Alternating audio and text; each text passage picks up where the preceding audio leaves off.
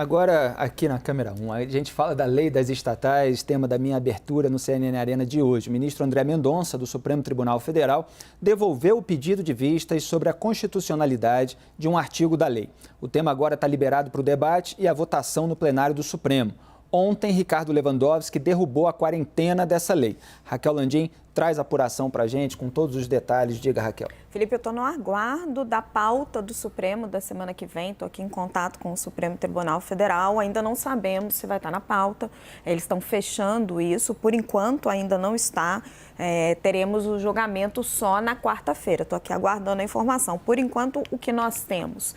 O ministro Ricardo Lewandowski tinha dado essa liminar no âmbito do pedido do PCdoB para considerar inconstitucional a limitação na lei das estatais que restringia a participação de ministros de Estado, funcionários do governo e quem tivesse participado de campanhas políticas no comando das estatais.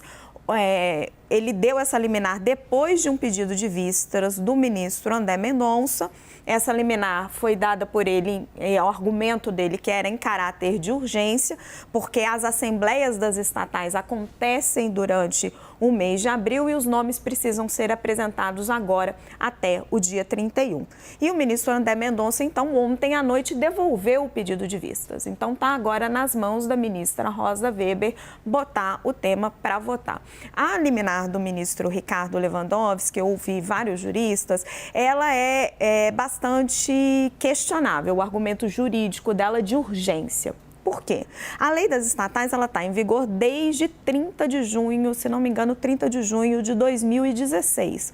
Portanto, não existe uma urgência, nós até comentamos isso no WW, na visão desses juristas. Existe uma conveniência política do governo de ter a necessidade de nomear essas pessoas para esses cargos para fazer a negociação política com o Congresso Nacional. Ele está em meio, o governo Lula está em meio a essa negociação política com o Congresso para formar a sua base, para, enfim, aprovar os projetos que ele precisa aprovar, como a reforma tributária e o arcabouço fiscal.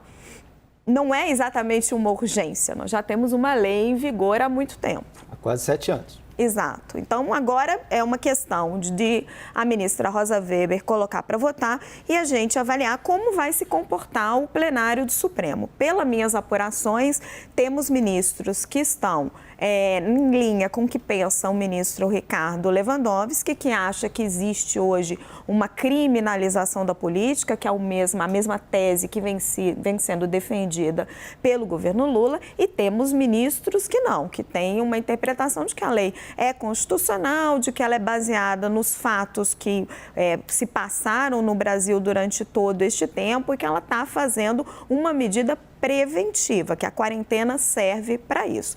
Agora, o que também chama atenção, né, Felipe, é o fato de você estar usando um partido político aliado do governo para que o Supremo se manifeste, então impeça ou ajude o Congresso Nacional, que não vai precisar desse desgaste político, e meio que resolva a situação. Senadora Ana Amélia, a senhora participou da discussão sobre a lei das estatais lá em 2016? Tem uma opinião formada a respeito? Quero ouvi-la. Olha, tudo que nós fizemos foi exatamente para uma trava para que as estatais e a grande parte delas, como a Petrobras, por exemplo, empresas de capital aberto, o próprio Banco do Brasil, precisam ter não só um compliance muito rigoroso, mas também ter uma gestão técnica qualificada.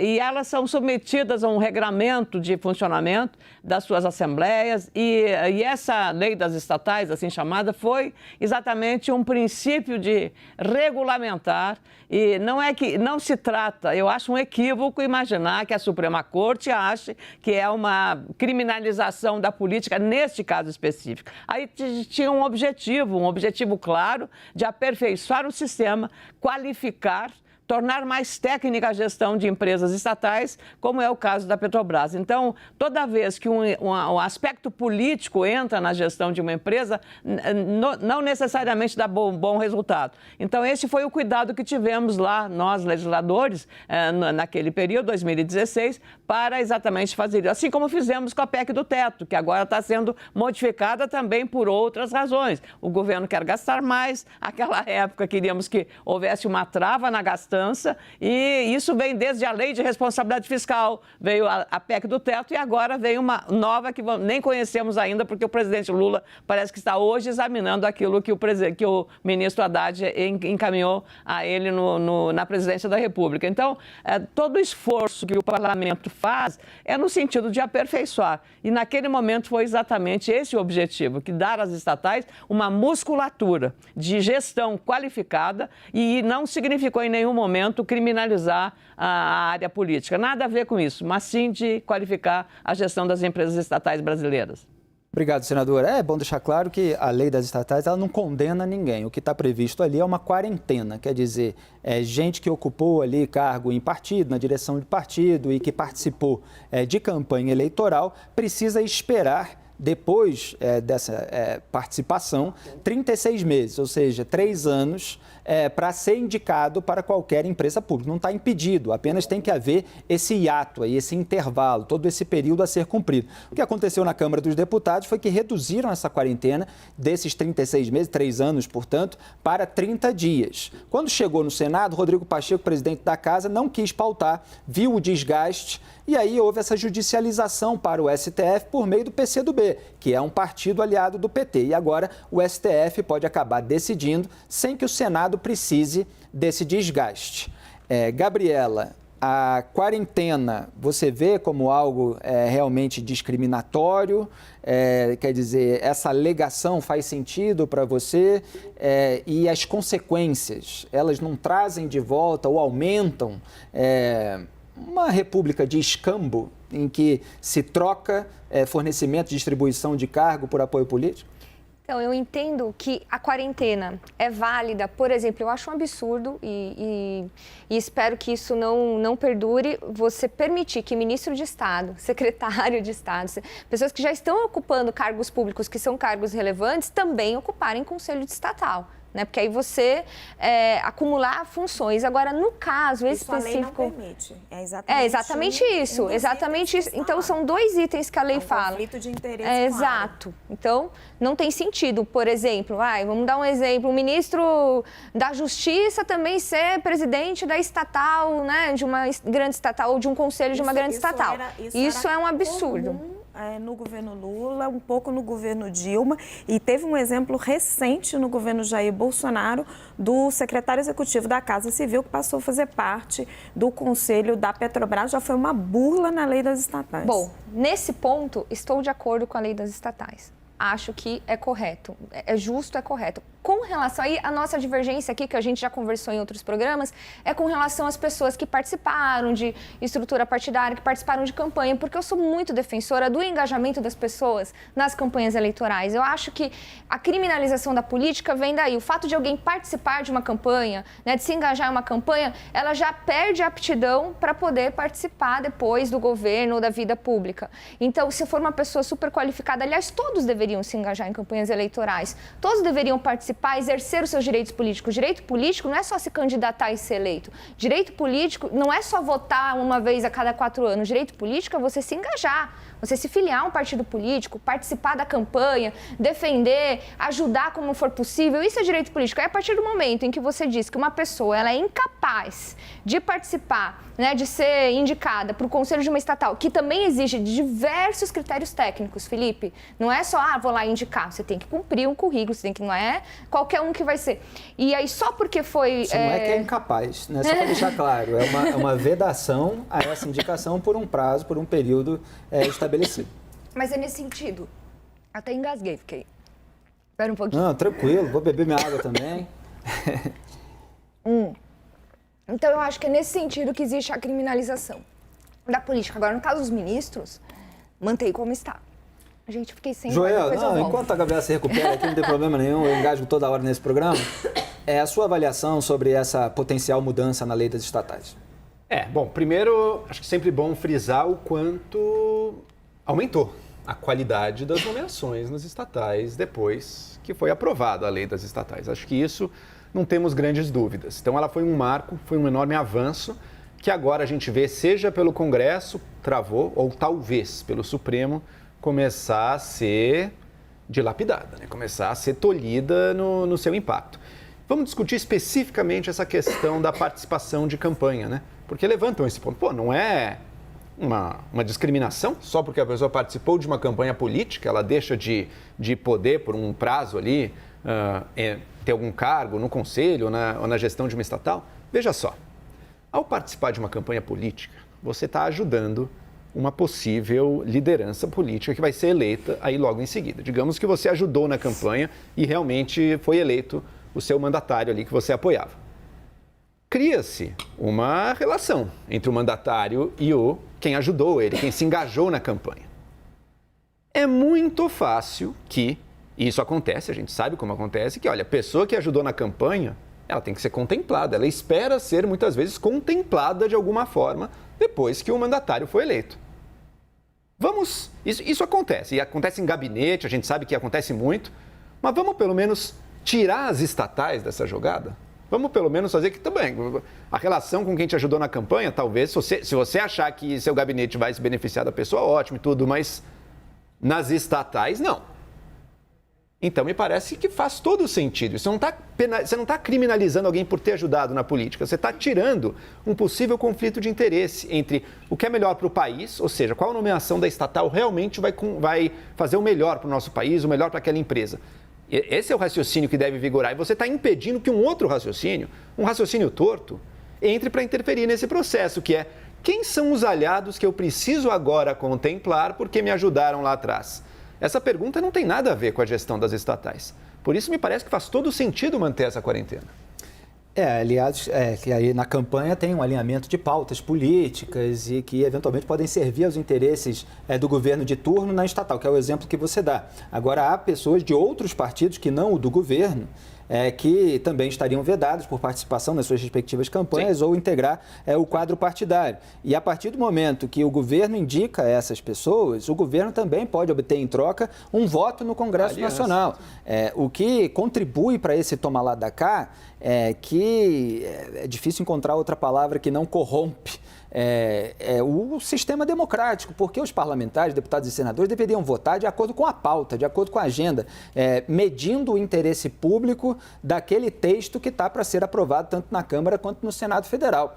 Quando os parlamentares passam a votar porque eles foram contemplados com determinados cargos, você tem essa república dos escambos, do toma lá da cá que a gente vive. Então, a lei das estatais, ela certamente reduziu essa possibilidade. Agora podem ser liberados novamente 587 cargos, com remuneração que vai até 3 milhões de reais. É claro que tem político interessado. Hélio, como você vê? Felipe, eu concordo integralmente com o que você acabou de dizer. É curioso que o PT, o Lula, o governo estava em silêncio durante a vigência dessa lei no governo Temer e no governo Bolsonaro. Eles achavam bom, né, por omissão, que não houvesse nomeações políticas e estatais. Mas agora que chegou a vez deles de ocupar esses cargos muito bem remunerados, com bastante dinheiro para gastar, eles querem ocupar de qualquer jeito, seja via Congresso, seja via uma decisão do Supremo Tribunal Federal.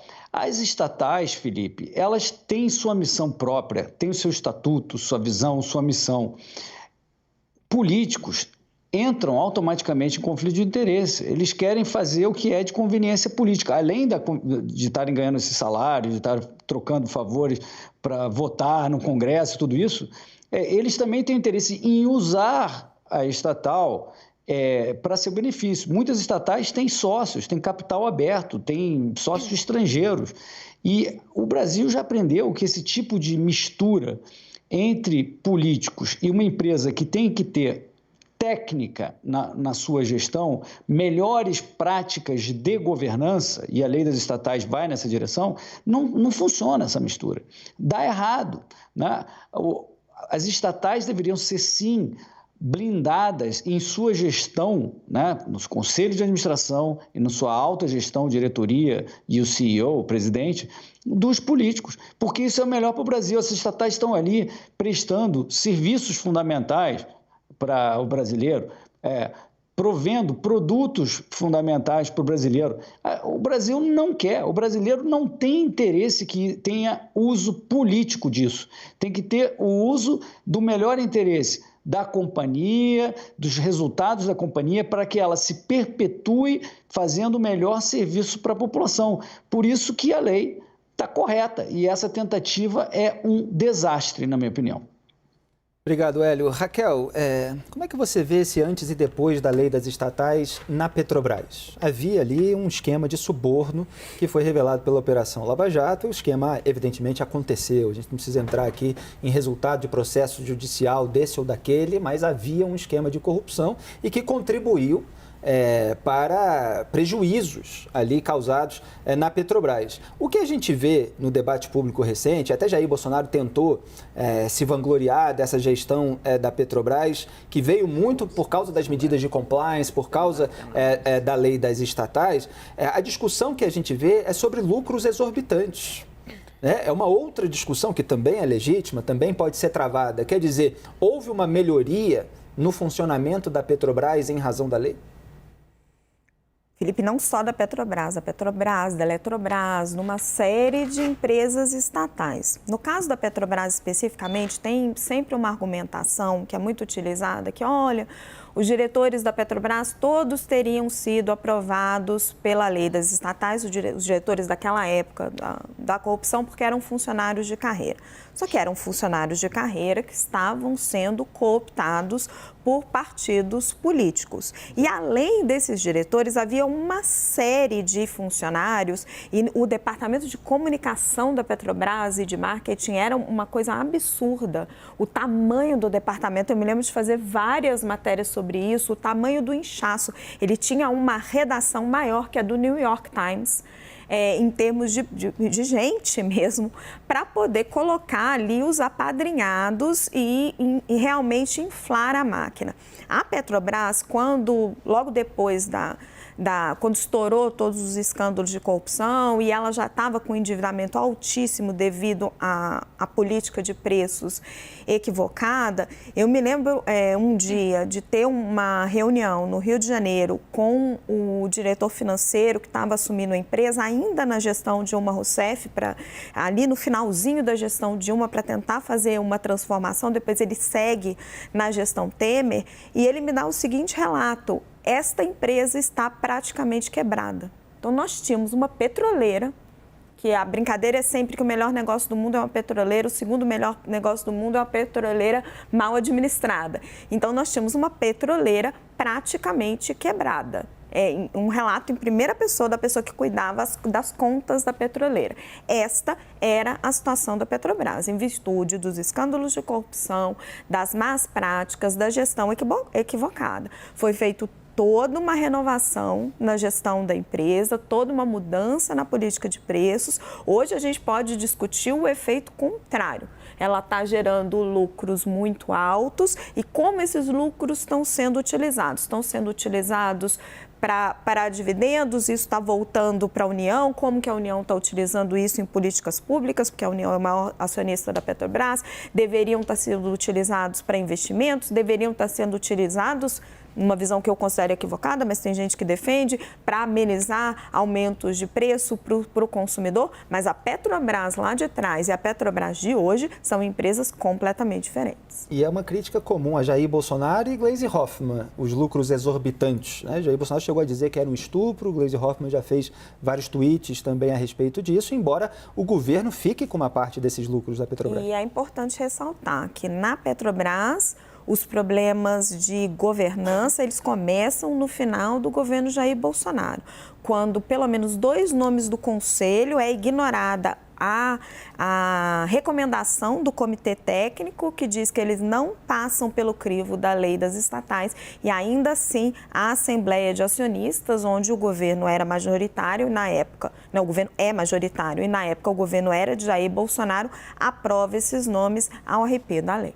Considerações finais sobre esse tema, quem quiser levanta o dedo, Gabriela. Eu recuperei da crise de Eu acho que a senadora está pedindo a palavra. A senadora quer falar. Deixa a senadora falar primeiro. Ana Amélia, Obrigada. É só lembrar que existe quarentena para, se não me engano, o presidente do Banco Central para ir para o setor privado, dos próprios magistrados no exercício da advocacia quando se aposentam. Se não me engano, houve uma tentativa no Congresso de legislação igual. Portanto, não é uma, digamos, inovação, nem uma extravagância que a quarentena para as estatais seja uma exigência a ser mantida. E eu acho que o Hélio Beltrão, eu tenho também a mesma convicção, também entendo que essa deve ser a permanência. Manter essa quarentena é muito importante para o zelo da gestão pública de empresas tão importantes como a Petrobras, por exemplo.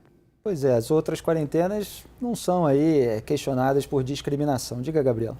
Na verdade, só para concluir o raciocínio, eu ia dar um exemplo, porque a lei, nessa parte que a gente fala de criminalização da política, ela fala qualquer pessoa que tenha exercido alguma função, que tenha colaborado com as campanhas eleitorais. É como se você participar de uma campanha eleitoral fosse algo demeritório para sua qualificação em uma estatal, porque a gente já parte do pressuposto que a indicação de uma pessoa que trabalhou em campanha é uma indicação do toma lá da cá, até que você estava comentando, né, Felipe? Mas vou dar um exemplo que talvez de prejuízos que a gente pode ter, bem utópico, mas o fato de você colocar esse tipo de redação na lei, por exemplo, uma pessoa que trabalha com pesquisa, dados e estatísticas, as pessoas que fazem pesquisas em campanhas eleitorais, essas empresas, geralmente elas fazem pesquisa para vários partidos. Não é só, um partido tem uma só empresa que ele só consulta essa empresa. Então, uma pessoa que é super qualificada, que trabalha com empresa de pesquisa, dados e estatísticas, porque contribuiu com uma campanha eleitoral, mesmo como terceirizada, mesmo como prestadora de serviço, pela redação da lei ela já fica impedida. Então, existe um problema, eu vejo que existe um problema nesse ponto. No resto, gente, é absurdo. Ministro e conselheiro e presidente de estatal. Aí, realmente, vocês estou com vocês nessa. É só esse... Ainda vou continuar batendo o pé aqui que... que o ponto é o conflito de interesse. Eu vou sempre manter a minha tese de que as pessoas qualificadas, elas podem conseguir outros empregos. Agora, tem empregos em que existe uma incompatibilidade ética, pelo menos ali em potencial e dado o histórico da República, que a gente não pode ignorar, né? Então, você tem dados empíricos e você tem aí noticiado diariamente o toma lá da cá que acontece e que, lamentavelmente, o Hélio Beltrão está querendo falar, faz com que o rito democrático do Congresso Nacional seja desvirtuado. Diga, Hélio. Queria só pontuar que esse dilema não existe, por exemplo, nos Estados Unidos, porque lá não tem esses 500 cargos para serem nomeados, porque lá eles sabem que ter empresas estatais geralmente dá nisso, não é interessante para a população. Porque esse dinheiro pode ser usado, o dinheiro da venda das estatais e do dinheiro que o governo capitaliza as estatais, pode ser usado em benefício da população em outros aspectos, inclusive programas sociais. Então, a melhor forma de eliminar esse dilema que a gente aqui gastou um tempo discutindo é eliminar a raiz do problema, não ter empresas estatais. Vamos em frente, Gabriela está rindo aqui, mas enfim, a gente já teve esse debate aqui, há divergências evidentes sobre aspectos estatistas ou de privatização de empresas ou até extinção.